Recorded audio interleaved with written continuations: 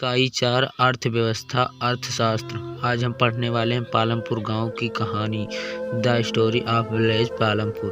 दोस्तों, अध्याय 1 है अर्थशास्त्र का। तो चलिए हम चलते हैं, शुरू करते हैं। अर्थतंत्र के बुनियादी तथ्यों में उत्पादन और मांग एक मूल विचार है तथा इसका स्थान सबसे ऊपर है। पालमपुर गांव में खेती ही लोगों की मुख्य क्रिया या आजीविका है, जबकि अन्य कई क्रियाएं जैसे लघु स्तरीय विनिर्माण, डेयरी, परिवहन आदि सीमित स्तर पर की जाती हैं। इन उत्पादन क्रियाओं के लिए अनेक प्रकार के संसाधनों की जरूरत पड़ती है, जैसे प्राकृतिक संसाधन, मानव निर्मित वस्तुएं, मानव प्रयास, मुद्रा आदि। पालमपुर गांव रायगंज से लगभग 3 किमी दूर है। यह आस पड़ोस के गांवों और कस्बों से जुड़ा हुआ है। गांव में यदि यातायात के साधन की बात की जाए तो यह बैलगाड़ियां, भैंस, बघीर से लेकर अन्य कई प्रकार के वाहन जैसे मोटरसाइकिल, जीप, ट्रैक्टर और ट्रक आदि देखे जा सकते हैं। बैलगाड़ियों और भैंसा बघी का प्रयोग मुख्यतः गुड़ और अन्य वस्तुओं को लाने ले जाने में किया जाता है। इस गांव में अलग अलग जातियों के तकरीबन 450 परिवार रहते हैं, जिनमें से कुछ उच्च जाति के अथवा कुछ अनुसूचित जाति दलित के लोग हैं। गांव में उच्च जाति के 80 परिवार हैं, जो ज़्यादातर भूमि के स्वामी हैं। उनके मकान, जिनमें से कुछ बहुत बड़े हैं तथा ईंट और सीमेंट के बने हुए हैं। अनुसूचित जाति दलित के लोगों की संख्या गांव की कुल संख्या का 1/3 है। यह लोग गांव के एक कोने में बहुत छोटे घरों में रहते हैं, जिसमें कुछ मिट्टी और फूस के बने हैं। गांव के अधिकांश घरों में बिजली की सुविधा उपलब्ध है। खेतों में नलकूपों को चलाने के लिए बिजली का ही प्रयोग किया जाता है। इसका उपयोग अनेक प्रकार से छोटे कार्यों के लिए भी किया जाता है। शिक्षा के स्तर पर यह प्रबंध कराई गई व्यवस्थाओं में 2 प्राथमिक विद्यालय और एक हाई स्कूल है। रोगियों के उपचार के लिए गांव में एक राजकीय प्राथमिक स्वास्थ्य केंद्र और एक निजी औषधालय भी मौजूद है। भारत के अन्य गांवों की तरह पालमपुर में भी प्रमुख गतिविधि कृषि ही अन्य उत्पादन गतिविधियों में लघु विनिर्माण, परिवहन, दुकानदारी आदि सम्मिलित हैं, जिन्हें गैर कृषि क्रियाएं कहा जाता है। दूसरा पैराग्राफ है, आगे हम कुछ बताने वाले हैं, वीडियो को एंड तक देखिए।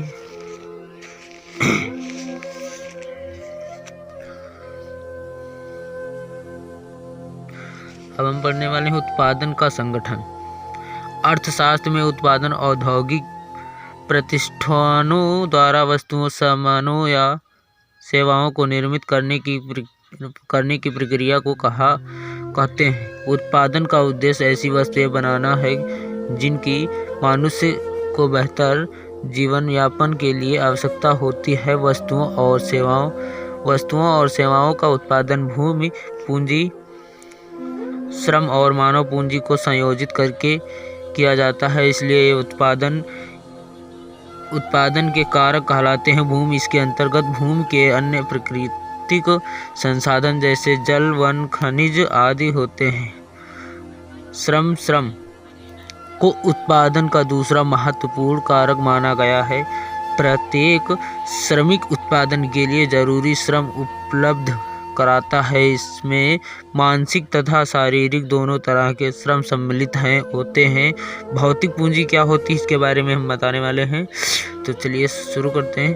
भौतिक पूंजी को उत्पादन के लिए सबसे आवश्यक माना गया है। भौतिक पूंजी के अंतर्गत निम्नलिखित मदें आती हैं।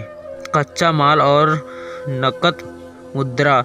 उत्पादन में अनेक कारक के कच्चे माल की जरूरत होती है। उदाहरण के लिए बुनकर द्वारा प्रयोग किया जाने वाला सूत और कुम्हारों द्वारा प्रयोग में लाई जाने वाली मिट्टी। उत्पादन के समय भुगतान करने तथा आवश्यक माल खरीदने के लिए धन की भी जरूरत होती है। कच्चा माल तथा नकद पैसे कार्यशील पूंजी कहलाते हैं।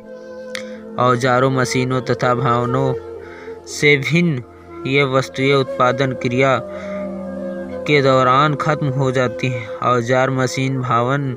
औजारों तथा मशीनों में बहुत ज़्यादा साधारण औजार जैसे किसान का हल से लेकर प्रेशर मशीनें जैसे जनरेटर, टरबाइन, कंप्यूटर आदि आते हैं। औजारों, मशीनों और भवनों का उत्पादन में कई वर्षों तक प्रयोग होता है। ये स्थायी पूंजी कहलाती हैं।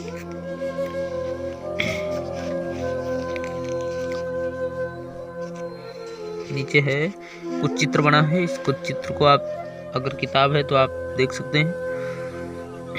नीचे है चित्र कारखाने में मशीनों पर कार्य करते श्रमिक। मानव पूंजी स्वयं उपभोग हेतु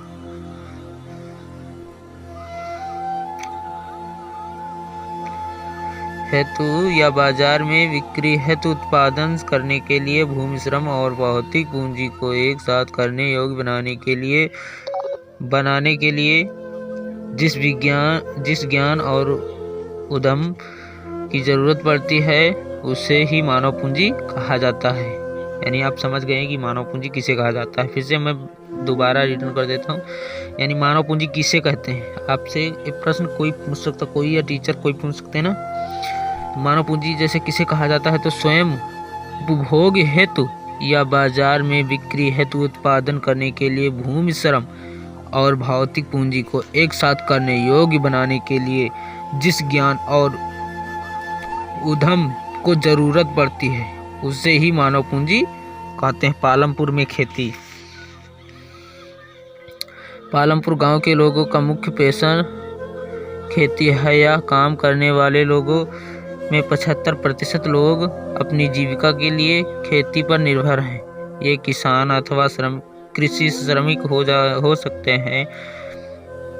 इन लोगों का हित खेतों में उत्पादन से जुड़ा हुआ है। कृषि उत्पादन में एक मूलभूत कठिनाई है। खेती में प्रयुक्त भूमि क्षेत्र वस्तुत स्थिर होता है। पालमपुर में सन 1960 से आज तक जुताई के अंतर्गत भूमि क्षेत्र में कोई बदलाव नहीं हुआ है। उस समय गांव की कुछ बंजर जमीन को खेती करने योग्य जमीन में परिवर्तित किया गया था। नई भूमि को खेती योग्य बनाकर कृषि उत्पादन को और बढ़ाने की कोई गुंजाइश नहीं है। यहाँ जिस तरह की फसल पैदा की जाती है और जैसी सुविधाएं उपलब्ध हैं उन्हें देखते हुए पालमपुर उत्तर प्रदेश के पश्चिमी भाग के गांव की तरह लगता है। मिलते हैं नेक्स्ट वीडियो में। चैनल पर नए हैं तो चैनल को सब्सक्राइब कर दें। वीडियो पसंद आया हो तो लाइक ज़रूर करना और आप कहाँ से हैं कमेंट भी करना।